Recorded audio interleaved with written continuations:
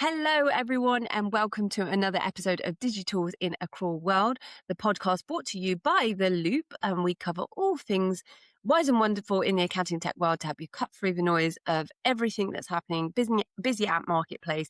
And in this week's episode, we're going to focus heavily on payments. So myself, Lara Manton, and Robbie White have just spent the last hour speaking about all things good and great, and we've seen a systematic pattern. So I'm going to throw it over to Robbie for a moment. Robbie, tell us, what was your favourite bits on this week's episode and what everyone should keep an ear out for?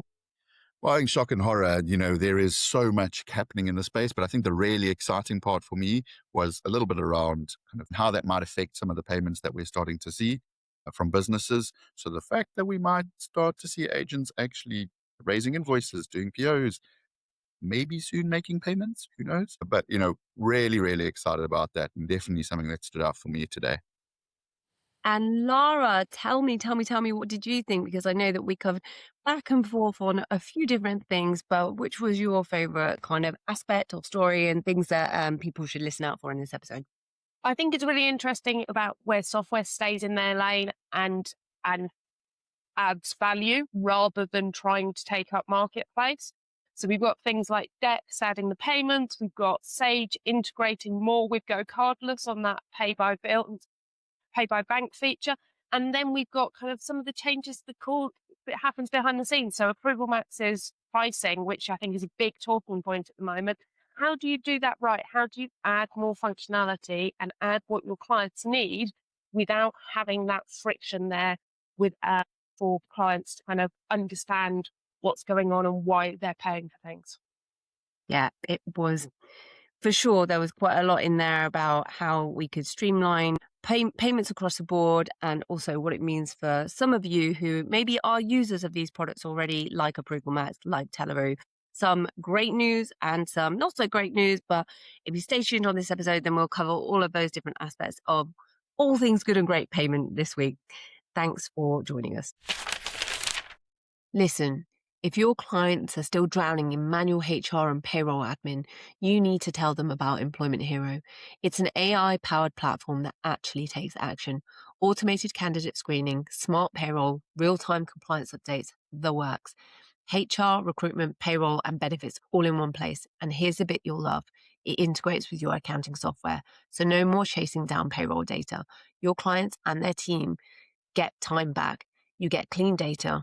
Everyone wins. Head to employmenthero.co.uk to see why thousands of UK businesses and bureaus have already made the switch. Right, I'm kicking off this week with Intuit's business credit card. So Intuit is not hinting that they're into the capital weeds anymore, which we've known that for a long time in the US. But they are fully in it. So they have launched a native business credit card issued through WebBank on MasterCard rails. I think this is long overdue. And actually, we've seen many incumbents try and solve this. I've seen companies like Pleo and all sorts of other companies that have said, okay, we want to issue it with credit cards and have spend controls, receipt matching. We already have things like the cash flow insights. Now we can go a step further with credit access inside the accounting platform. And I think this is a big step beyond what is the better expenses play for them. It's kind of going back to what we were saying Xero is trying to do and their bank thesis. But the thing is, Intuit has already been doing this in the US for quite a few years with QuickBooks Capital. So putting it onto a card, I don't think is that different from what they were trying to achieve. The main thing is that they're cutting out some of the other people in the ecosystem. That, again, it goes back to this thin layer of software that if you're just creating something that sits on top of the GL, I would say that QuickBooks, or they see this as an actual credit product. The software is seeing the spend, it's categorizing it, it's reconciling it, it's learning from that spend, and then it can extend capital against the business profile, the business data, which is very, very neat. I think it's a great revenue model for them in terms of what they are able to generate from, I'm probably sure, interchange on this. But the card is also something that is a cleaner book and a better cash flow visibility. I think that's super fair for them, because why add layers of more softwares and more cards being issued, when you can do all of that inside the software and keep all of that line between the accounting software, expense management, and the lender even slicker, I guess, to have the connection between all of them. And also it just makes a bigger data play for them. So the real asset is not the card. We always know this with when you're gathering and harvesting big data, it's the feedback loop. QuickBooks already has the accounting data. If you add the card spend and repayment behavior in particular, receipt quality and the employee usage and cash flow patterns, Intuit is getting the sharpest read of that business in real time. It's really useful for underwriting. It's something that banks have struggled with for years to get this right, which is why we've seen such a dearth in that space of getting small businesses access to capital. And I think this is really interesting because we're seeing big moves in this space, some of which I think we will come on to in this episode with Allica, but we've also seen, Starling have moved into the accounting space in a slightly different way. We've seen some things in the market that are coming out around Sage and what they're doing with GoCardless. So I think this is a much more explicit version of how to approach the problem of lending to small businesses in a capital efficient way and making sure that you see in real time what's happening with their cash flow. What do we think about this? So this is an interesting one, I think. As you say, I think it's more about the data side and the collection side and having that feedback loop of what is actually going on with the business and how it works. I know, for example, Dext a few years ago did a Dext credit card. You could get a Dext credit card, but for them, it was around the capture side. It was powered by Capital on Tap. They partnered with, you could get it, and it was about getting that kind of data capture. You're already spending, let's give you an expense card kind of thing. Whereas QuickBooks feels like this Intuit thing feels like it's a bit different. It feels like it's more, as you say, getting a better picture of the business and then saying, right, okay, we've already know what your business is doing. Therefore, you can have this amount of credit, this amount of this is what you need, as opposed to being a reactive thing of we've got capture, you're spending, let's give you an extra card. If you go back to the most important thing here, what is the user experience that we're trying to get? What is Intuit ultimately trying to do? They're trying to make it as easy as possible for people to run their businesses through Intuit. And I find that this is going to be just the constant demand that we see: new software, new integration points, but also these new services that weren't offered by these spaces before. So definitely, I think it's a big play. I think there is a lot there. And to Lara's point, more data, more insights. But I also think the other side is it just shows where the market's heading, which is like, how do we get closer to our clients to try and get as much information and also to try and help them have the best experience through our platform. I think that's the key here. 100% agree. And I think in general, Intuit is looking at Intuit, QuickBooks, looking at the problem in a holistic way when they compare themselves to their contemporaries. I do think because they're an big American outfit, and I've always said this, Americans do so many things differently from us, and they really understand debt a lot better these days than we do. So when you see businesses that are growing, they tend to understand that, okay, you got to leverage the debt a bit better, your working capital, what's trapped in the receivables, how you can sell that. Very good at moving money. So this is just a really great example of Americans just doing what they're good at. It used to be us. It used to be the British.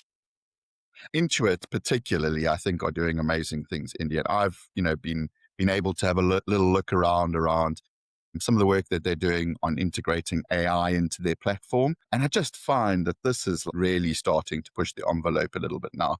So they've recently released further integrations into both OpenAI, ChatGPT, as well as kind of, other areas inside of the business that they can start to leverage this technology. And what I've really been amazed by, what's been incredible, is it's now starting to actually write back into the system. So they're starting to place a degree of trust in AI in starting to make decisions for a business. And obviously that comes with massive amounts of risk. We're starting to say, okay, I'm logging into Claude through Anthropic and the integration there, and I would like you to be able to send a PO to the client for the work that I've engaged on, or I'd like to send out invoices to these people inside of QuickBooks or the Intuit systems that they're variously integrated into. And the scary thing is, it can all be done directly through the AI interface. So this is the big change. You're not logging into a ledger-based system or QuickBooks or whatever it may be to try and send these out and say, okay, I need to log in there. And then you now can log into one interface, being your AI agent or your AI assistant every single day. And that's going to make, again, from a user experience perspective, it just makes that user experience amazing because it's supporting everything that I need to do. It's helping me do this. However, and this is the big kind of but moment, but we're now expecting the AI to do that correctly every single time. And that is something I'm a little bit uncomfortable with at the moment. And I always say at the moment because I'm pretty sure these things advance and they get better. But right now, what we've started to see, some of the hallucinations and also just some of the challenges around governance of where we should be using these types of tools and how is still really kind of new to people. And on the smaller businesses, I don't think they have the resources of some of the larger businesses to put in place governance, controls, decision-making bodies. And so what's happening is people say, oh, it's really easy. I can now send out, POs and I can send out invoices. And at some point, maybe I can, support my immediate tax returns and I support my everything else that I need to do. And the challenge with that is that, where is the degree of oversight, of judgment, of decision-making that's still necessary from a professional in the role? And what does this mean for kind of where we're going to go? It's really exciting. I don't want to sort of, deviate from that too much. I think it's really cool that this is the direction of travel, but it's definitely got some big risks and decisions. I don't know if you guys kind of have any views on this. I know, Lara, before we've had chats on this side, but are your thoughts? There is big concerns from me, because yes, it's brilliant, but small businesses are going to be the people that use it, and they're the ones that don't have the time and maybe don't have the knowledge around audit trails, what needs to be done. And if it gets something wrong, they're going to be massively impacted. So that's my concern. If you've got a big finance team with 3 or 4 people looking at the same thing, you're going to pick things up, you're going to understand, you're going to learn, you're going to build something in, you're going to build those controls in. If you're a small one-man band business and you just want to use this to get things out the door quicker, yes, but actually there is going to be a learning curve and there is going to be issues at the start, and you need to be aware of that. And if you send the wrong invoice amount, can you really go back to your customers and go, oh yeah, by the way, ChatGPT sent that invoice for me and you actually owe me X, Y, and Z. So I think it's got to be used with a bit of a very sort of cautious start to it. As you say, these things are learning, they're going to get better, but there is this concern that people are going to see that. I had a client last week put their VAT return through Claude and came up with all sorts of wonderful things that were not applicable whatsoever. So that's where it just concerns me that these small businesses will see this and jump on it without actually understanding the risks behind it. We're so trained to hear something that tells us that we're right, and then believe it and say, yeah, we're right. I mean, that's what it says. I'm right. And I think one of the things that I've been really fortunate this last couple of weeks, I've kind of observed some new technologies coming out there, and they're still a thin layer, but what they have done is they've taken many more sources of intelligence and plugged them into their thin layer. They are multimodal, they are open weights models as well that they have access to. So when you look at all of what they've created, their pledge is, okay, where they see in using one, let's say like one platform, one model, Claude or OpenAI, ChatGPT, the hallucination rate is somewhere near 30%. And they were able to demonstrate that they could get that hallucination rate down to sub 3%. And that was something that, this is someone that's taken a lot of data, really understood and a complex nuance of like M&A, due diligence on deals, balance sheets, looking at all the holistic picture of finance. It's a superb piece of software, but it costs £8,000 Mm. per license per year. And, that's to have something that's sub 3%. So when you think of, that right now that software exists and people are paying this company £8,000 a year per user just to have access to something that hallucinates less than 3% of the time, then we should all listen to that and think, well, hang on a minute. Yeah, putting ChatGPT and Claude into the software is great, but let's be more aware that if we're saying that the risk is 1 in 3 times it's going to get it wrong, then it really means that businesses need to be better educated on knowing that the accountant is the thing that protects you from getting it wrong 1 in 3 times. I think that's a statement that we're not saying enough, is you can go and get it accurate all through technology, but you should be paying about £8,000 a year for that technology. Or you can pay an accountant to verify it. And depending on obviously the size and scale of your business, you might not be paying that £8,000 a year. Yeah. I do also want to say, though, that I think the interesting part will be when we start to build explainable solutions into that AI platform. So using the skills, which is like a standard automation with Python in an AI tool which integrates easily. I think that's kind of where this has to go, because what's really interesting is AI is just becoming that nice little interface that is able to integrate into all of these different areas. But we still haven't, I don't think we've still, to your point, the levels of hallucinations, the certainty we can place on just a probabilistic model is still nowhere near where we need to be.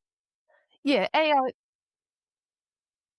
AI is replacing that kind of the Zappiers, the makes, the if then with better, because you don't need to know. You can kind of say to the AI, I want you to do X, Y, and Z without having that coding knowledge, being that connector between information in that way. I think that's a really good use of AI. I think it's just that concern of go invoice this for this. How much control do you give it in your accounting system? And actually at year end and your accountant goes to you, or if you're a bigger company, your auditor goes to you, how did you come about this? And you go, well, the AI did it. That's going to be an interesting discussion. So next story, again, we're keeping on software increasing what it can do. And Dext have released their payments app, or their payments functionality for QuickBooks. So this has been in Xero for a while. Again, we've kind of seen Dext grow since its acquisition. It's gone from the capture, it's built in approvals, the expense module, and payment side. So it's trying to capture a bit more, I guess, play against those kind of aprons and other things in the market that are out there that have kind of got that app stack embedded in it.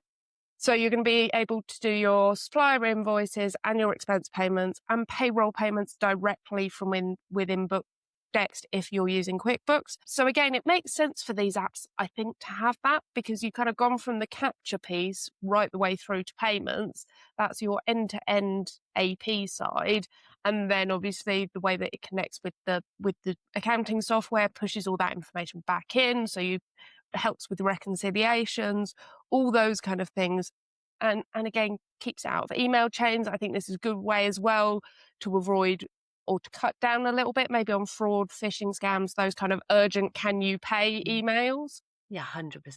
Giving full visibility again, because you've got that approvals middle as well. So you've got various people that can look at it. And I know that this is something I love doing for my clients, is kind of taking a little bit of that headache away and suggesting who they can pay. So kind of obviously setting that up, giving the bookkeeper or accountant a little bit more integration within the client's systems to say, right, okay, this is the suggestion. We can kind of set this up. You're still in control. Client's always in control to make that end payment. But again, with a lot of payment apps out there, with open banking becoming really key, with banks kind of flipping back into accounting software that I know we'll talk about later as well, it's kind of Dext trying to corner that area of the market. They've been obviously a big market leader for a while. So it is quite interesting to see that they're now kind of branching out into what they offer as a core product across multiple pieces of software. Yeah, I think they've had such a journey this last 18 months, haven't they, Dex, where they've grown exponentially. It's a huge ship. They've made lots of releases. They have merged with Iris. They have had, the big announcements come out from Xero. And I just think what we're seeing Dex do here is really just deepen their own relationship to the payment in general, the payments as pinning your, was it a flag to a mast that says, okay, this is where we are going to win. And let's just do really well at that and go as deep as we can into this space so that it's defensible against some of the other propositions that are out there. What do you think, Robbie? I was just going to say, I think the hardest thing with any software that starts to grow its portfolio, when you're starting to look at all the different parts that you can add to this, is they all need to show the relative value to your overall proposition. And to your point, Indy, the overall proposition here is really clear. That's the joy. We know what we use Dext for. We know where they're really good. The interesting thing is it's probably starting to go quite wide. They're starting to get quite into further parts of that whole payments process and how much they want to be inside of those. And obviously that's because, pressure from the market. I mean, I loved your example of Apron as an example, or, there are people that are starting to kind of maybe cover more of that process or maybe challenge them in different parts. And they want to make sure this is something we clearly own. So I still think it fits well with their proposition. I think it fits well with what they want to deliver.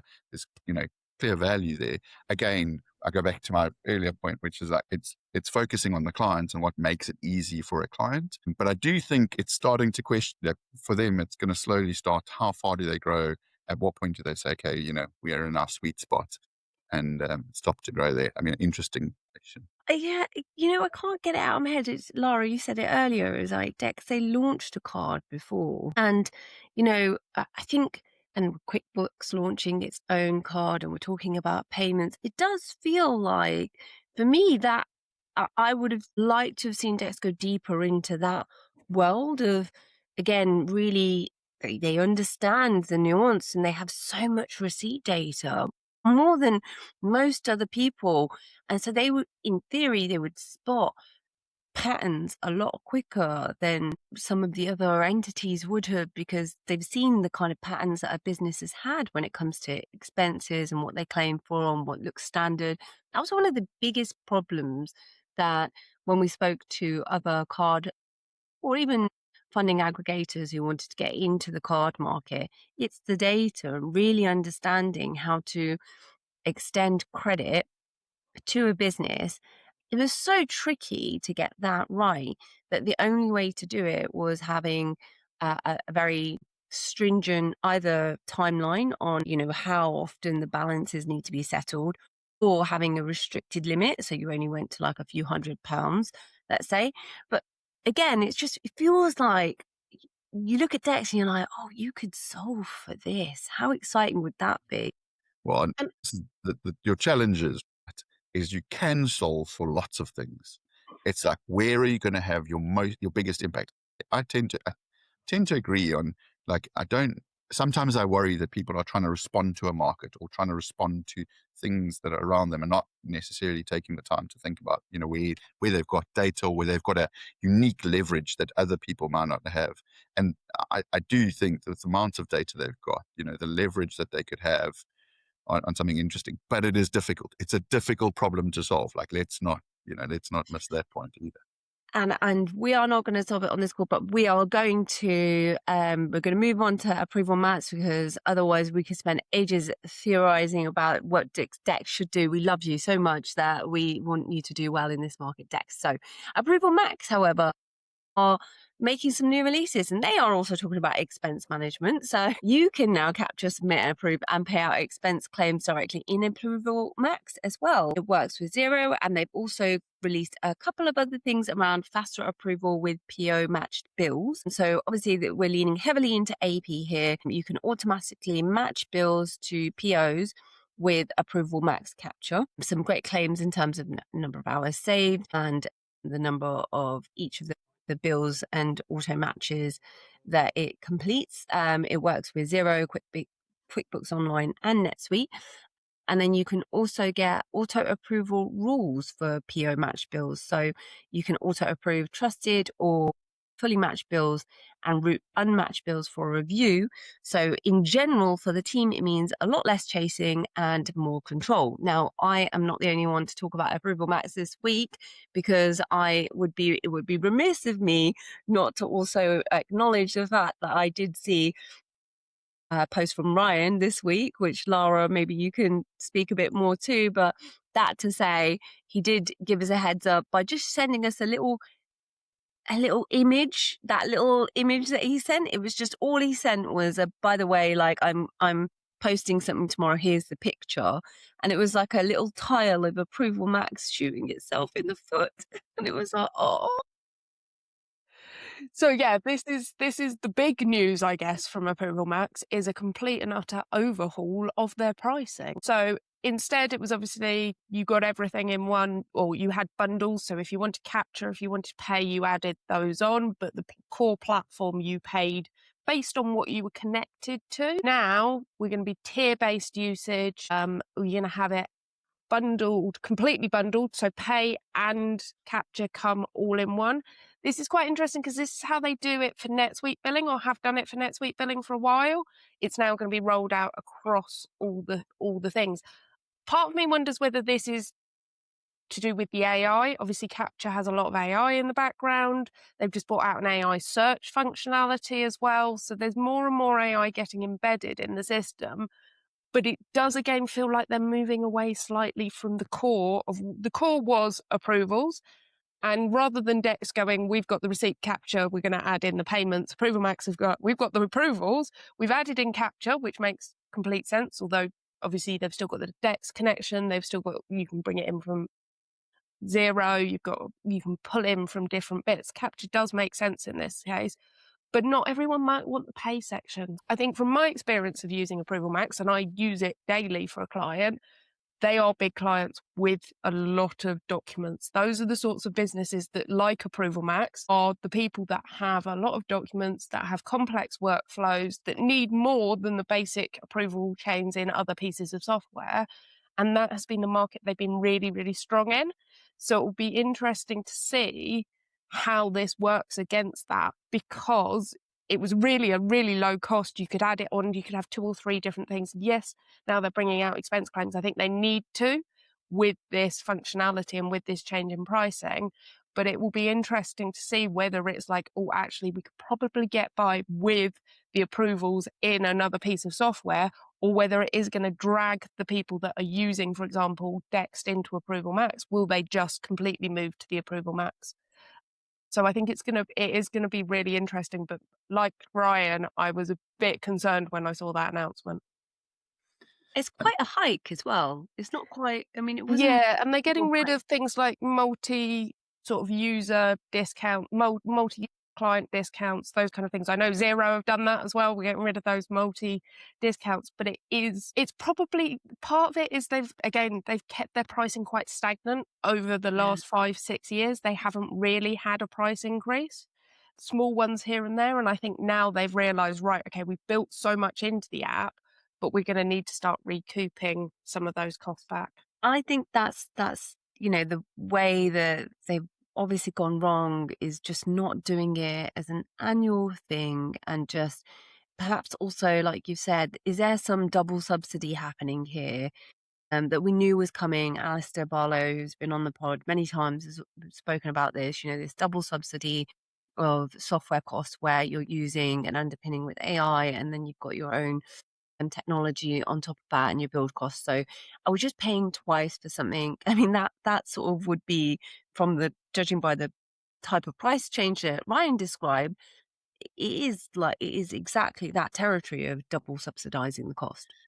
And so much of it is also just the communication around these things. I think sometimes it's like, how are you, when you're educating the market, when everybody's ready for it and they're expecting it, and but it feels very much like it's landed. I mean, I did love Ryan's meme that he posted, I won't lie. But I think the reason I loved it was because, I mean, he was just saying, like, this has happened. I wasn't 100% ready for it. And now I'm, responding. And obviously it's great that the new functionality is there, but to have to pay for this amount for it and in this way, it doesn't feel. So I do think some of it is also just how these things are communicated, how they engage. I do think your point, India, around kind of like, is it an annual cycle? Can we prepare for those and share that message more clearly makes more sense. And I do think that that's the case for many changes, many of the changes in the market. It's really how do you message kind of some of those changes and what they look like. One of those, I'm sorry, going to share because I love this one. I love the name as well, by the way, Cashew. But one of those was around, we've spoken about banks and how they're starting to kind of get more into the accounting space. We're seeing how they are, we're many, as we've discussed before, many of the GL-based tools that we love so well are integrating into banks, but the same is true the other way around. And Allica is a perfect example of, I think, this messaging that we're talking about, messaging into the market. What are they clearly going after? What are they trying to say? They've released Cashew, which is obviously their own tool, as it's backed by the bank. It's also backed by Allica. And the really good thing is that it aligns to what Allica has been trying to kind of drive as a message, their engagement with accountants, they're working with kind of the industry as a whole. And I think what's interesting is this solution is pulling together multiple different accounts into a single lens. So we can start to see, all of the different transactions across all of the different entities that we would be engaging with. And it's something that I think every accountant is desperate to see from like all of the banks. Can we just see everything, please, in one place? Make it really easy for us. That would be great. But this is not necessarily always the business owner's problem or the actual people that accountants work for. It really is kind of targeted towards a lot of what we are seeing for accountants. So it's if I go back to my point earlier, the market that they're trying to serve is accountants, and they're doing that really well because they understand where our pain is, and they are trying to target to solve that specific solution. And I think one of the things that I do think this is going to allow them to do, which maybe is a bit different from what we've seen from other banks in the space, is allows them to kind of test the markets, get feedback, and iterate on the product.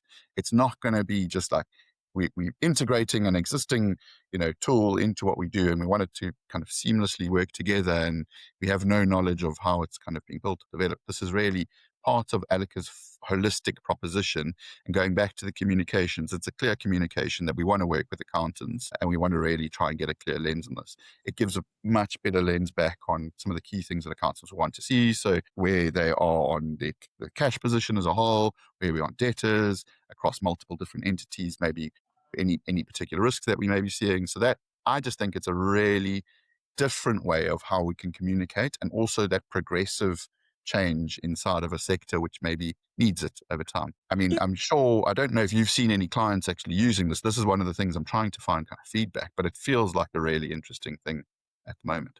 I mean, they've come out quite strongly before in favor of accountants, and their approach is quite different. I mean, it does feel like they've picked up areas of the business market that have been quite unloved and dusted them off. And this kind of feels like another good example of how they're trying to build up very good data diligence. They've made some very good acquisitions of lending books. They have then converted those customers into current account customers. They've launched new lending products that are specialized to that market in, whether it's in commercial property mortgages. They've taken the decisioning down to I think less than a week in some cases. And the way they've done that is just from having a really good approach to how to work with the high street as well. They've put more relationship managers out there. They've then wanted to work with the accountants. They've gone in through the back door fully and said, right, we're going to take this data. And I don't think I've heard them come out and say, yeah, we're going to take this data. And then, what we're going to let them do is file their own accounts. I actually feel like this is the only one true example of how a bank who is a neobank has said, we're not touching any of that. What we are going to do is help you make sure that this data is computed in the right way so we can get you better access to capital, which is what a bank should really be about. I think there is that clear differential, isn't it? It's not this latest MTD product or we're going to take over the bookkeeper or accountant role. It is how to work with the clients. And again, Robbie, we've been talking a lot about client experience and that side of things today, haven't we? Bringing that all together in a way that kind of we're using this information to better help you as a business. We're not going to take away from your advisors and your people around you. What we're going to do is lean on the information to help us help you. And I think that's a real key point on this, as opposed to we're going to do your accounts and taxes, we're going to take over the bookkeeper and accountant, because as you say, Indy, they've built good relationships with bookkeepers and accountants.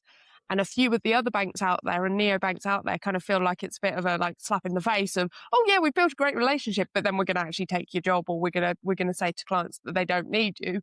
Whereas Cashew feels like it sits more in the space that a bank really should. It's like, I love it when a Jerry Maguire reference happens. We're calling Allica the Jerry Maguire of our space. Oh, you. That's brilliant.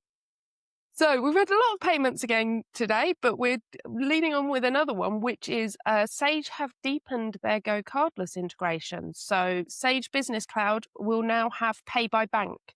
So they've already had the direct debit side of it, but with this will now give you the instant, the one-off payments, the bank side. So for clients that don't necessarily need direct debit, but you still want that functionality to do it all within the bank. Again, big sort of thing for GoCardless. They've had this out there for Xero for a number of years. They've had it in other pieces of software, but again, another nod that Sage is still trying to gain that space on the smaller businesses, I guess, because again, this is a smaller business tool for it. It cuts costs again for businesses. The card versus card payments, we all know that Stripe and those kind of things are great, but they can be very costly. So GoCardless have had this proposition for a while, and they're now trying to balance that out on there. So it's about, again, GoCardless trying to regain some of the market as well. Maybe they've been around for a very long time, but again, as we said earlier with Dext, there's some challenges in that space. There's different things in that space, and I think it's quite interesting that we've had a lot around payments this week. There's a lot going on in that space. It seems to be quite a clear mover and shaker at the moment. Capture was the thing for a while. It feels like payments are now the big thing that everyone's maybe not trying to solve, because it's been solved various ways in various times, but it feels like the apps that are out there are deepening or encouraging more features within it and building it out, which again, just I guess shows how easy it is with the open banking side and with the integrations now to do everything. And this is one that I guess makes sense. If you've got that GoCardless integration with Sage already and you're using direct debit, why not use the whole suite of features? Yeah, it just feels like it. I mean, for me, part of this is, an expectation. Like I would have expected this to happen. It feels quite logical. I mean, it's great that it's happening. Is it a massive advance, which is going to materially change the way? I don't think so. I mean, maybe I haven't seen enough of this pain, but for me, this feels like a kind of logical extension of what they're doing. I do question how long it's taken maybe to go into this, because for me, it's just feels logical, but I do accept that there's value there. There's clearly value, obviously. I think the more simplification, easier we can make it for people to kind of do what they necessarily want. And going back to your point, Lara, around payments, I guess that's why, because that's the pain point everybody has, right? This is something we're all going to face, and that's why people are focusing on, because it's a pain point that every single business has every single day of the month. We need to solve for. But yeah, I don't know, Indy, thoughts? Props to Sage. Props to Sage. That's my thought on it. Props to them. They have done something that they, for a while there, they were looking at how they could solve for different ways of working, and they're getting closer and closer to making that cycle completely frictionless, for whether it's like working with Satago, whether it's working with now GoCardless. And I think it just shows a consistent pattern for them. I think you're right. Everyone's just going and leaning in, Lara, like you said, leaning in towards payments. And, it does feel just super logical. Why wouldn't they? We have seen payments has been like the fastest race to the bottom for all of those that have been independent payment providers for a very long time. So we had a load of payment providers come in, they consolidated into bigger softwares in many cases. And those bigger softwares have continued to get bigger, but the friction was still there because we still had to go from one system to another. So this is just now, like, it feels like the technology life cycle, but it's just now making that seamless and more integrated. And I've got something else on payments, which I'm going to really enjoy for a moment because I really like these guys. Telleroo is stretching from the pay run tool into money movement layer, let's call them that. So outbound payments have remained the core, but the roadmap, and I went on their webinar call just to understand, the roadmap now includes inbound receipts, pay by bank, on Xero invoices, interest-bearing saving pots, which I love, direct debits, and mobile payment creation, as well as they've kind of done some rebuild on like partner dashboards. This is meaningful. This is juicy. This is something that means that, you know, money that comes into Telleroo sits inside Telleroo and earns interest via Griffin. So Griffin Bank is a UK bank, and they have declared that there will be, I think it's somewhere near to 2.8% interest. I wasn't quite sure of that final marker, but the payments can then go out through pay runs or through direct debit. It looks like they're saying, okay, we'll help you make the payments, but we're going to operate like an account beside the client's bank, which I don't know if they will like that framing or not of that, but I really like that as something that says, you know, we are a streamlined speedboat. This is really great for accountants. I mean, for outsourced finance teams, it's super practical. If a customer receipt lands in to Telleroo, the pay run can essentially fund itself. There's no more clients moving money from their bank to Telleroo after the invoice has already been paid elsewhere. It's like, this is super streamlined. I like it from the security perspective as well. I like in general how Telleroo approach this with accountants, because they make sure they give a lot of advice to accountants on how to work with clients on streamlining. And this is a form of treasury management that's finally coming into the accountant space that they can do something with. I know that other applications have come out of recent. So we've seen things like Round Treasury, and they've spoken about moving money around between accounts so that you can have interest-bearing accounts. But what is really great for those customers that are already within Telleroo, this is, you know, and you're already managing payments across the clients, you'll have things that are genuine improvements like the partner dashboard, who's mid-invite, who needs funds, who needs approvals, what's stuck. You got less tab hopping, you got, you know, fewer client by client treasure hunts, basically. So I love all of the updates they gave this week. The Xero Pay Now link is also a nice little feature. If Xero invoices can take pay by bank, then that lands funds into Telleroo, and you can do all sorts of clever stuff. So great. And we will definitely, you know, we want some feedback from anyone that is a Telleroo user who is excited by this as well, because obviously I am not someone that's using it, but as having been someone that's worked in lending tech and in banking tech, I just thought this was such a clever move by them. And yeah, really excited to see how it goes down with the market.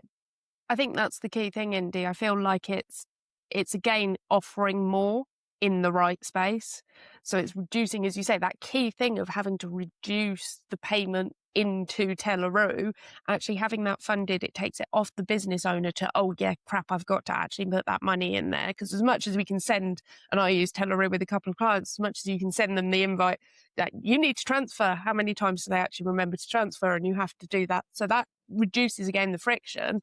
And the benefit of that, oh, well, hang on, if you stick money in Telleroo and we have some money there up front, you're going to also earn interest. Who's going to say no to that?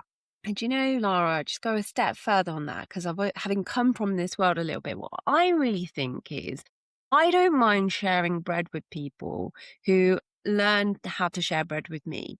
And so if Telleroo has done the hard graft of making sure that I can earn some interest on my money, which I would not have earned before, I don't mind that they don't do the thing that we've just seen ApprovalMax do and everyone, you know, like increase the prices. Instead, why don't you just earn a little bit of interest on the money too? Because I wouldn't have had access to that before. And I think that is super smart. I'm not saying that's what I think, or that's, you know, they haven't said that.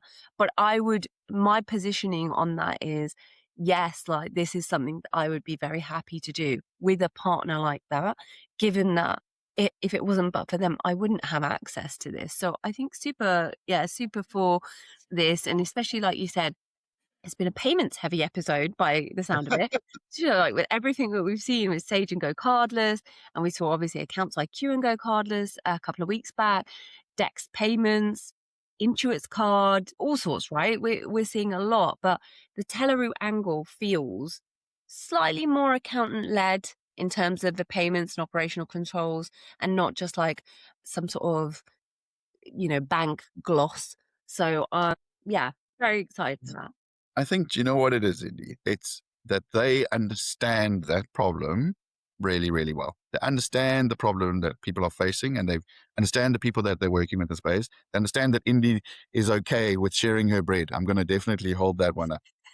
But Indy's okay with sharing her bread with Telleroo. Let's note that. Not Deliveroo, but Telleroo. But I think, what it does also say is that you need to play in a space that you know really, really well. And you can't just jump in to things that you don't know, which unfortunately we've also seen a little bit of. So one of the last things I wanted to share was just a quick kind of, I guess, idea that's come out, and there's both the idea and as well as a practical example of it, I suppose. So to speak about a specific tool, we've seen Audit Snap, which has come out in the market. It was built off of a backlog of requirements, actually, which came from Xero.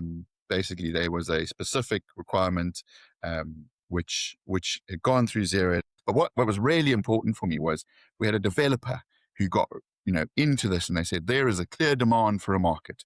The market I need to solve has got 589 people who are able to give me feedback on it, and I can build this application. But the principle here is they saw that there was a problem.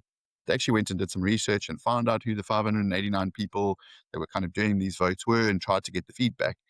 But it's not their problem. It wasn't something they were feeling every single day, and they were not as invested in understanding why it was a real problem. They were not as invested in understanding, the people that were providing that feedback. What was it really about? At the end of the day, it kind of obviously has landed a bit flat or no demand, and I don't believe it's going to be rolled out any wider. But I think the big thing here is that it shows something that we're starting to see more and more in the market, which is loads of things are coming up. They're all trying to solve independent problems really, really quickly. People might not be as invested in the market or have invested as long inside of that, willing to kind of go through some of the pain. And also, through the article and through the information we'll share, you'll see that they refer to it as a vitamin problem, which was really an interesting way to kind of look at these things. And it's like, it's not a change which is going to happen overnight. It's not something that people are just going to immediately adopt. It's not something that you take a vitamin once and everything is fine. I'm okay. It's really something that is continuous change over time, just investment into a market, and really understanding the problem that you're trying to solve. No, I think you're 100% right. 100% right, Robbie. I share with you and everyone that, I thought the same thing when I was in younger version of me. So well over, I don't know how long now. Well, it's well over a decade or so ago. It's like almost like, I don't know, longer than that. But anyway, I was getting married and I thought, my God, it was so painful trying to find everything. So I thought, right, I'm going to build an app and it's going to work across different platforms. It's going to work across iOS, Android. Back then it was the Microsoft OS phones, and I had built native to each, and it was quite clever. It did allow you and your family to basically be part of a planning experience. But the problem was, I didn't love weddings. I didn't love any of that, actually. And I thought, oh, great, I solved the problem. And then I'm there thinking, oh, I don't, like you have to go into the mindset of like really wanting to talk to people about that problem. My God, I just thought every I day. don't really want to talk about weddings every single day. Actually, Every day. worse still was when my own marriage went through its issue, and I thought, oh God, I can't stand the idea of anyone getting married. So I knew I wasn't the right person to build that. And from then, I've always believed that if you're trying to solve a problem, unless you really love what you do and you love the problem, you want to be involved in it. And maybe, like at some point you just it's part of you, then people can smell that out quite quickly, This is the point at which I feel like I should say they should have gone to Early Adopters Hub, because I think they would have 100%. realised that actually before they had this idea about how important was it, and they would have got the passion from the people that really love what they do to actually help them understand whether it was right for them. And I do think the challenge is, if you are trying to go into this as a pure techie, like a technical person looking to build something, that's really important because you've got certain skills. But don't underestimate the need and the trust that's been built up in an industry or in a sector, particularly something like accounting, where that knowledge is super important. And to really understand what it's like to have gone through that pain is a process. I think it's not just a overnight solution.